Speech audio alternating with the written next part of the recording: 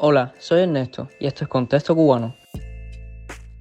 Hoy se cumple un año desde que la Rusia de Vladimir Putin inició su invasión a gran escala contra Ucrania. Este conflicto, que ha instigado la mayor crisis de refugiados en Europa desde la Segunda Guerra Mundial y que suma muertos civiles y militares cada día, ha motivado una amplia condena internacional. Sin embargo, el régimen que gobierna Cuba se encuentra entre los pocos gobiernos que han mostrado un respaldo abierto a la posición de Rusia. Hoy vamos a hablar sobre la actitud de Cuba hacia la guerra de Ucrania. No es secreto para nadie que el régimen cubano es un histórico aliado de Rusia, desde los tiempos de la antigua Unión Soviética hasta la llegada al poder de Putin. El gobierno de Cuba ha respaldado sistemáticamente a Putin en los foros internacionales, principalmente debido a su carácter de aliado estratégico. Esto ha contribuido en gran medida al aislamiento internacional que sufre nuestro país. En el momento del comienzo de la invasión, el presidente del Parlamento ruso se encontraba de visita en Cuba. Los medios de comunicación no mencionaron el hecho. Durante la posterior resolución de la Asamblea General de las Naciones Unidas condenando la invasión, Cuba se abstuvo de votar. Es muy probable que esto se diera porque en el momento todavía se consideraba factible una escalada hacia un conflicto global y el gobierno cubano temiera una respuesta estadounidense a un apoyo abierto a Rusia.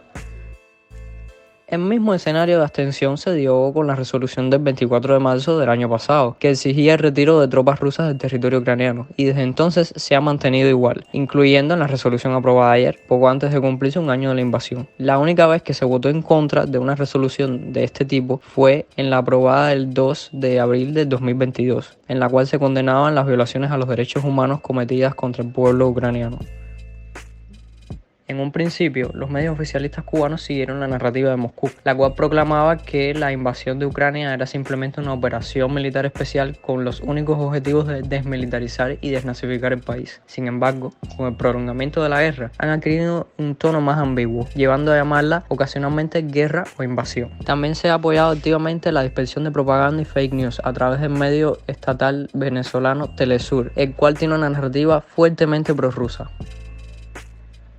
Fuera de eso y el respaldo diplomático y discursivo, no se ha barajado la entrega de apoyo militar a Rusia. En ocasiones el régimen cubano ha buscado declarar una supuesta neutralidad, pero siempre culpando a Occidente de haber provocado la guerra, tal y como lo sostuvo el propio Miguel Díaz-Canel durante una visita de Estado en Moscú.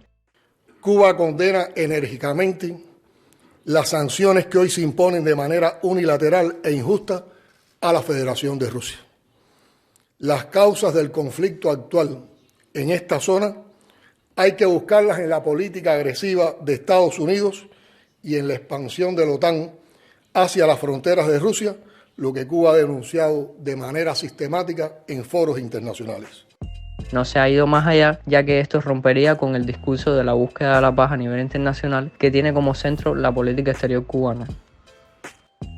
A pesar de la supuesta retórica antiimperialista del régimen cubano y su constante apelación a una supuesta posible invasión por parte de los Estados Unidos, este no ha dudado en dar respaldo irrestricto a una guerra que no es otra cosa que una cruzada imperialista por parte del régimen autoritario de Putin, cuya finalidad es anexar territorio soberano de Ucrania, violando el derecho de autodeterminación de esta nación. Desde el contexto cubano hacemos llegar esto como otro ejemplo más del doble discurso que tiene el gobierno cubano y condenamos tajantemente la intervención de Rusia en un país soberano como lo es Ucrania.